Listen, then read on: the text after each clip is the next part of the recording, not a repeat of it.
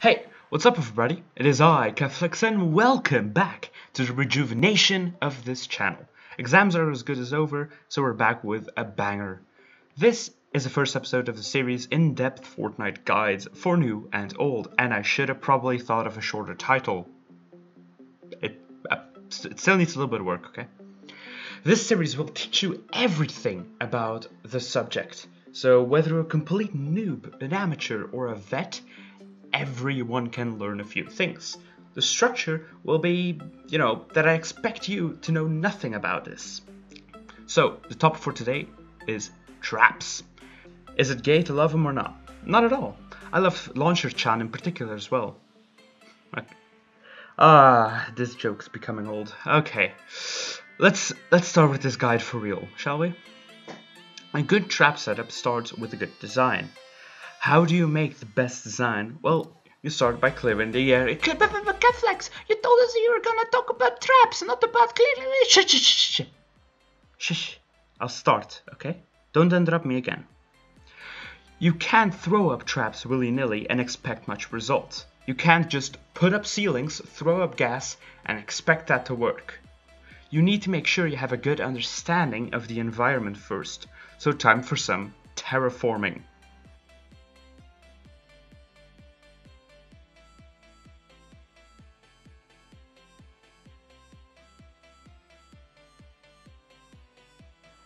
Having cleared the area, the next thing you need to do is open up the minimap. This is either for SSDs, for regular missions, or for any purpose. It's good to know the area to see where the husks are coming from. Now it's time for us to build the funnel. Once you have found out where the husks are coming from, it's time to think like a husk. You see, a husk will always target the objective, but it will diverge from the objective to target humans if there is an obstacle, that being either a player or a defender. Knowing this, we must make sure that the center of the spawn point is aligned with the objective. One of the easiest ways to do that is to stand inside the spawn point, look at the objective, and imagine a path that requires almost zero effort to get there. The more the husks have to walk away from the objective, the higher the probability they'll just start bashing through the walls. You got the walls placed? Good. Double check to see that there is no way for the husks to make it to the objective in any other way possible. Sometimes husks can spawn on top of mountains, cliffs, or down inside caves, which could screw up your entire funnel. This occurs quite often in SSDs actually, so be very careful and do not be sloppy with your funneling. Once you got everything placed, it's time to place ramps behind them. By doing this, husks have to technically beat down two walls, decreasing the odds of them bashing on them. Having said that, let's jump into a quick intermission. Smashers, the big purple llamas of Fortnite. Their AI is programmed in such a way they gotta think about two things 24/7. Them being to never have a flat wall in a smasher's line of sight, and that smashers are more prone to beating on walls than a regular husk. You see, a smasher does the most damage per punch to structures. Hence, it's sometimes more favorable for a smasher to beat its way through a tunnel than to follow a simple path. So again, remember, the less a smasher or husk has to diverge its path away from the objective, the better. Of course, we know the true threat of smashers, their capability to cut through forts like a hot knife through butter. Yeah, okay. There are a few ways to prevent the smasher from doing that. You gotta follow this rule of thumb. If the smasher cannot see the bottom of a flat wall, whether that's even a little bit, he'll smash. Knowing that, you can put a ramp in front of it. This blocks the smasher's line of sight. You can also go for, and I quote, anti-smash floors, or even corner pieces, making sure a smasher never sees the flat bit of a flat wall. Be completely useless because he can't see any walls past the ramp. And husks are less eager to beat down those walls because they need to beat down 2 layers before they can continue their pathing. Congratulations! Now you know how to manipulate AI. Do you feel smart yet? Now it's time to move husks around through the tunnel. We'll start with the frame of it. You gotta remember the same rules as the funnel. the less a husk has to diverge its path to go to the objective, the better. If the objective is at the left hand side, make sure your tunnel goes to the left. If your tunnel goes to the right, the husks will be more prone to breaking it all down. You can work with many cool designs for your frame. You can snake husks like a zigzag, maybe just a straight line, maybe even some timeout rooms. And having said that, back to intermission. A timeout room is a part of a tunnel where the husk is sent in a room surrounded by walls to either stall for time, damage the husk. They're achieved by using launchers to throw them in, allowing your traps to unleash hell on them. However, one thing to note is design once again. You see the issue with this timeout room, do you see it? I'm gonna give you 10 seconds. 9, 8, 7, 6, 5, 4, 3, 2, 1. You see, the timeout room is in such a direction that it's towards the objective. And remembering our rule from the start, the husk will be more eager to just beat down the timeout room walls than to walk the opposite direction to walk out of it. So by just flipping it around, the husks are totally willing to walk out of the room without causing any ruckus. So, you got your snake, your timeout rooms, your straight line. Exciting, isn't it? Time to place the traps. But which traps? Let's go over the command center real quick for that. Here we have every trap in the game. I'll go over them one by one. Let's begin with the floor traps. Wooden floor spikes. You get these all the time, and their value cannot be measured. You see, they slow husks down by 30% whenever they walk over them. While that may sound kinda silly, that means that your other traps have more time to damage the husk, slowed down by the floor spikes. One little bonus to the floor spikes is the fact that husklings will impale their feet into the spikes when they're walking over it, making them incapable of jumping. Not all too practical, but it's cool, I guess. I mean, The perks, level, and rarity of this trap doesn't really matter, since you're mainly going to use it for its slowing purposes. One thing to note though is that you can make the final perk of it legendary, the 17% building health one, so you can put that on a ramp or on top of the ceilings of your traps and everything to just buff the health of your tunnel. Now, retractable floor spikes, or retractables as I call them, they're really damn cool, for the simple reason that you can never go wrong with them. If they do good damage, they're physical element, they have a good reload speed, they're not too expensive, they are a good all-round trap. A good retractable can impale husks with deadly spikes with ease. For the perks, I'd say go at least one reload speed and one durability perk. And then it's all up to you. You can go crits, you can go damage, you can go maybe for additional reload, additional durability. It's very flexible because the strength of a retractable floor spike is that it's consistent damage. If you know a husk will walk over it, you know he'll take a lot of damage. You'll see for the next few traps that I don't go crits all too often, because I'm not the biggest fan of relying on crits on traps, since it only triggers once, and if the crit doesn't kill, the husks are just going to walk out. Now, let's go to the elemental floor traps, being the freeze trap and the flame grill trap.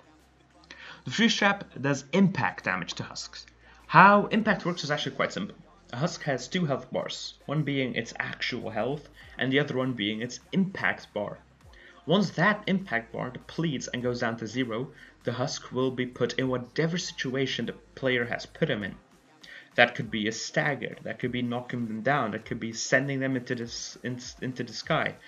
But in the case of the freeze trap, that means freezing them solid, making them unable to move.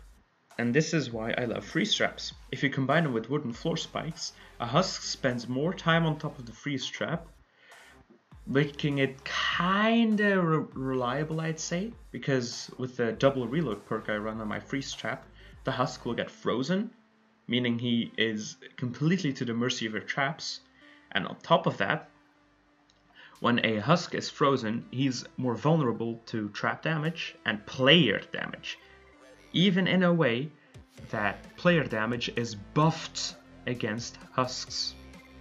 Keep that in mind if you want to min-max your damage as much as possible. By using freeze traps inside your tunnels, you can see when a smasher gets frozen, you know that your gun, your melee, whatever you have, will do additional damage to the husk. So mine has as much impact as it can with as much reload as it can combined with the effect duration, so the husks are slowed for as long as possible. Flame grills do the exact opposite of a freeze trap. Instead of stalling husks, you're planning to make them all die in a scorching hell of damage. It has the slowest base reload, just like its counterpart, 12 seconds. However, its amazing damage compensates for this. With my current build of double crit rating and double crit damage, it absolutely melts, pun intended. However, its slow reload and lower durability are to be noted with my build. Hence, I only put these midway or at the end of the tunnel. But trust me, the damage numbers this bad boy can reach is incredible. The initial burst does the most damage, and then it has 5 ticks of dot damage over time, following right after. This can be extended up to 6 ticks with a blue rarity effect duration perk, being 20%. This does not need to go above blue rarity unless you do it for OCD reasons. Finally, due to the fact that it's a fire trap, it does 100% damage to nature husks, 66 to fire and 25 to water husks, so knowing what element you must face is quite useful with this trap. One downside of running these two traps is the fact that they both cost mineral powder and quartz, which is quite valuable in the late game. Now, let's move over to the Flame Grill's ceiling variant, the gas trap. Just like the Flame Grill, it causes a dot, 5 ticks, which can be extended up to 6 ticks. Gas, however, doesn't do any initial damage, but the gas cloud remains in the tunnel for roughly 4.5 seconds, which means that any husk that walks through that cloud will take the dot.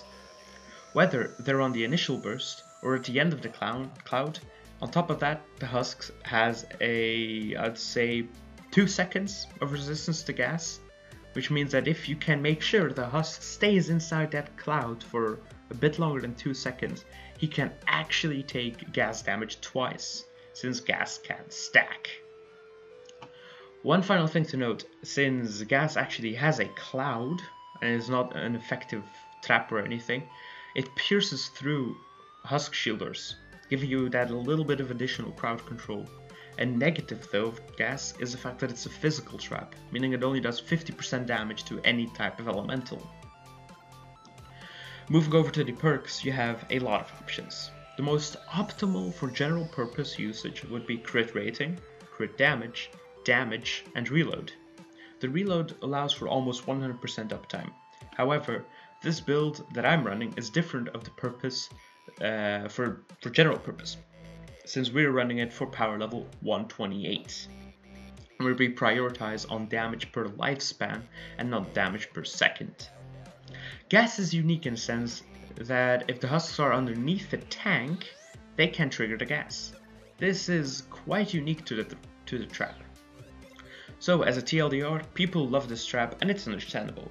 You can get super high dots all the time and kill weak husks consistently.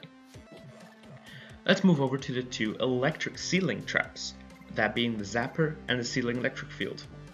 The Zapper is super simple. It's a slow trap with the highest single damage in the game. It triggers, it zaps, it kills.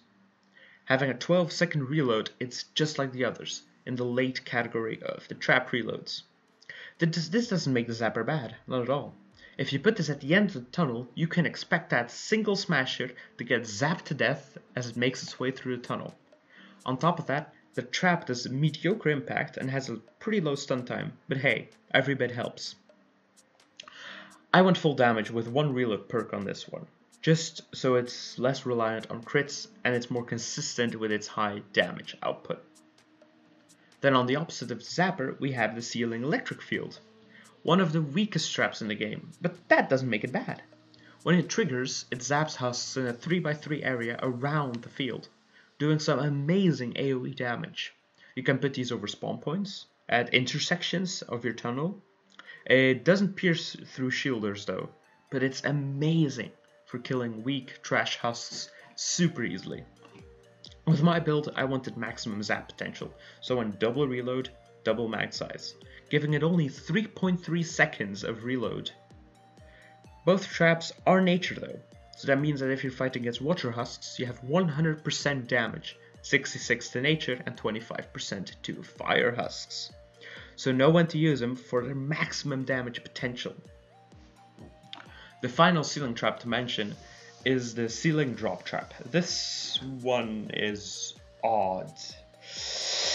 I can swear it's bugged, because its purpose is to stagger husks and to make them drop. But it doesn't seem to work how I remember it working. Or I've always been wrong from the start.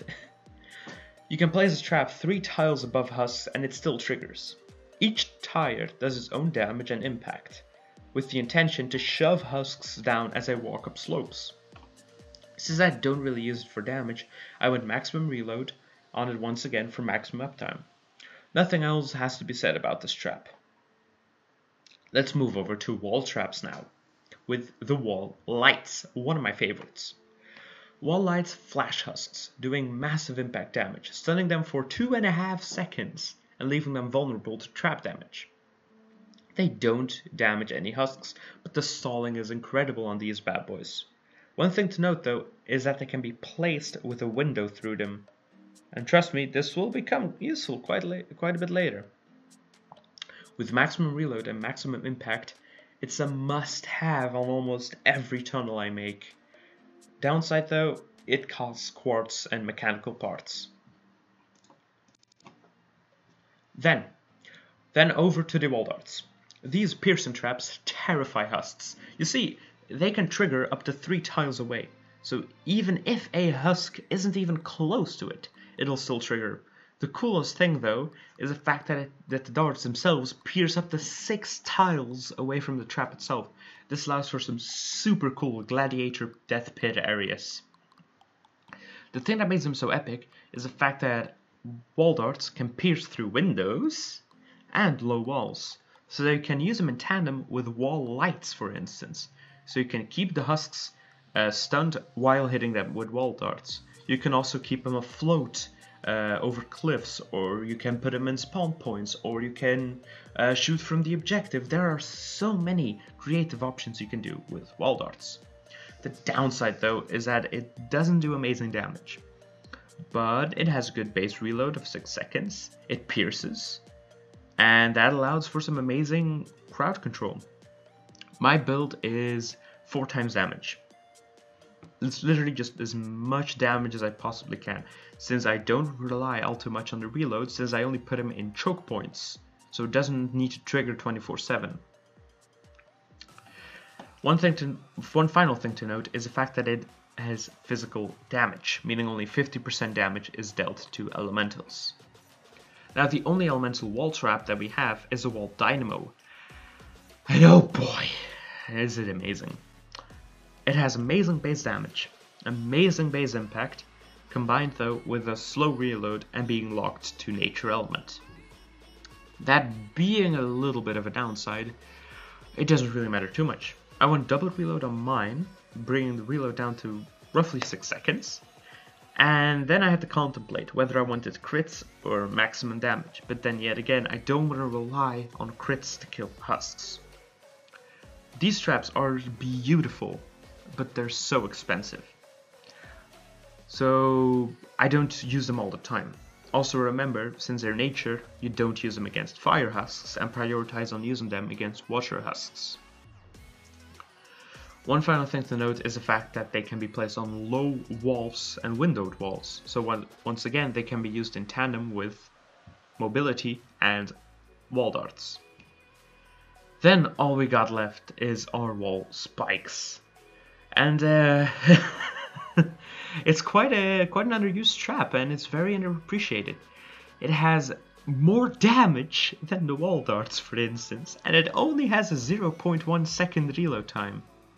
That combined with amazing durability, they revolve around the gimmick that husks beat themselves to death. But if you throw on top of that a power base who does bonus recoil damage when husks beat down on his base, on his walls, buffing the health and having the auto repair, it's super funny to see husks just beat themselves to death. I run increased building health as well on these ones, so just like the wooden floor spikes, if I'm not using them for the purpose of, making the husks beat themselves to death, I can actually just put them on the other side of my walls just to give my walls 17% more health in case propane were to go off or if a smasher were to beat down on the base. One subtype to mention are the launchers. We got the wall and the floor launcher. I just call them punchers as wall launchers because, it's a fist. Let's firstly go to the perks though. Since on this trap reperking it is extremely valuable. Triple impact, double reload means maximum uptime at the cost of less impact and knockback. Max impact with no reload means that it doesn't trigger that often, but if it triggers, oh boy, they will just be sent away. One thing to note is that there's a difference between impact and knockback. Impact is once again that health bar I mentioned a while back, while knockback is just how many tiles a husk will get sent away.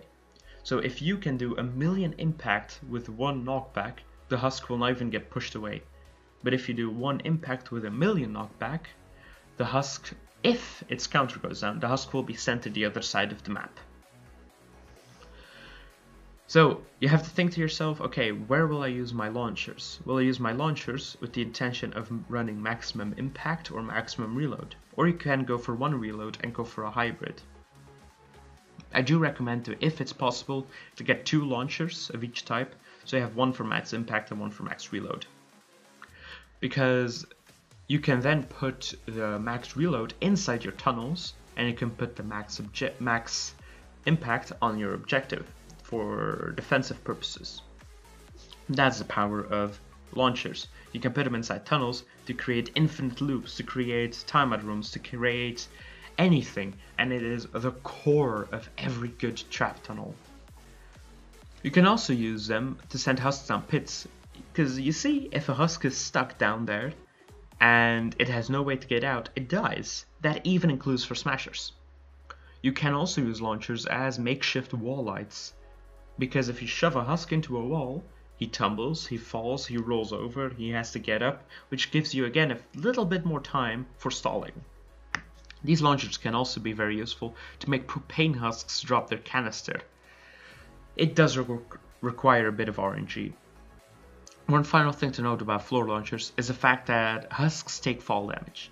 You can use maximum impact floors to send them all the way up and all the way down for massive damage, thanks to good old gravity. Then we have the utility traps.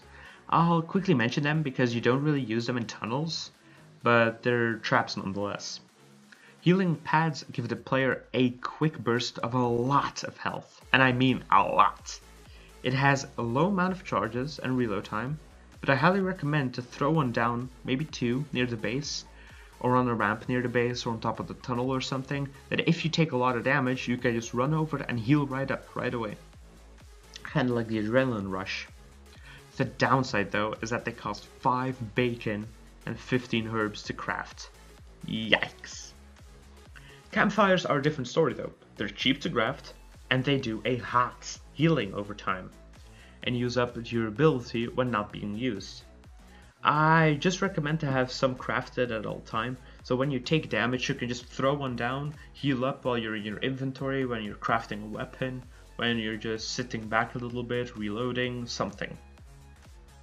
For both healing traps though, the plus healing amount percentage perk is useless, or almost useless, since it buffs the base healing number on top of the total number after your tech stat calculation. See it as this, it buffs 30% of the base stat, which for my healing pad is about 500 health at the moment. But if you throw 500 health, when we're talking about thousands, 100,000, 500,000 health almost, 500 health is almost completely useless. Then finally you have the speed pads for hoverboards, jump pads for mobility, and defender pads for your slave, I mean defenders. Yes, they're called defenders. Yes.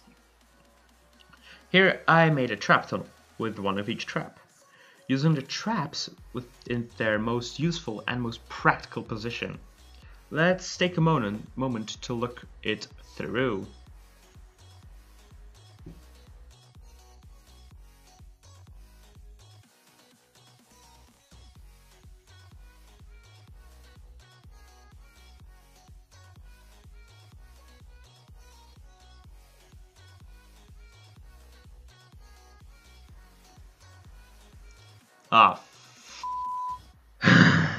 Patrol wards.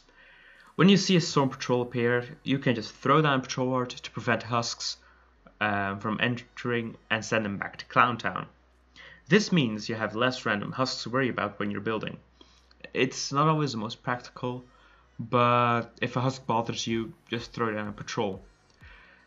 The only times when I really use patrol wards is if I'm not running hover turrets, or if I'm running like a constructor because you don't have a shockwave or you don't have a teddy to clear the area. So let's head back to the gameplay, shall we? Using the knowledge we've gotten, you can see how I'm trying to maximize the usefulness of each trap on each tile. Boom. That's it. But no. Of course we're not done yet. Let's talk about dividers.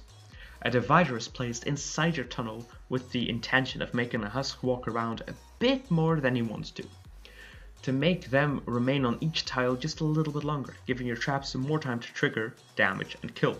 Be careful though, do not use launchers with dividers, as a husk may get stuck on the divider and not get pushed away. That's everything you mainly gotta know, so let's do a quick TLDR. Clearing the area is important. Make a funnel, so when you know where the husks are coming from. Make sure the husks always go towards the objective. Don't force them around places they don't want to.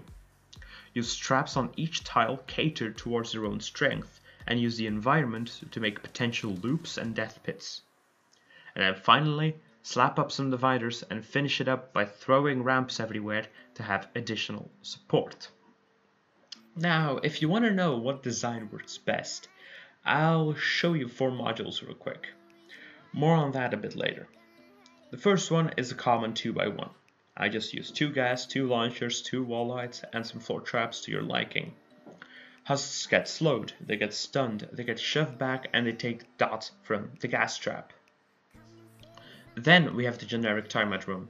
A timeout room, you put whichever trap you want in the room itself, and just a launcher to throw them in. Nothing crazy, nothing special. Then the snake launcher, as I call it, this is to send husks back into the a zigzag pattern of launchers. And finally a floor launcher, sending husks back into the timeout room above the tunnel. With these 4 modules, I ended up making this tunnel. You can use the modules how you want to. If you can fit 3 timeout rooms, make 3. If you can't fit any, maybe see if you can snake some husks with a zigzag. If neither work, maybe put the floor launcher to make an opposite timeout room. If you don't have a lot of room, maybe just make it 2x1. If you can make it bigger, make it 5x5. I don't know. You can be as creative as you want to. And remember, back in the start of the video, think about what you have. Some designs will not work in some areas, so then it comes down to your understanding of the game and your creativity. So, you still alive? Good. I actually didn't expect that. I hope this video explains almost everything you need to know to make trap tunnels, so you can become a trap lover yourself. Wait, what? If you love this video, like it, subscribe if you haven't already, and comment down below if there is a design you're super proud of. The beauty of this game is the creativity you can create with traps. Having said that, this has been Keflexx, and I salute you. Farewell.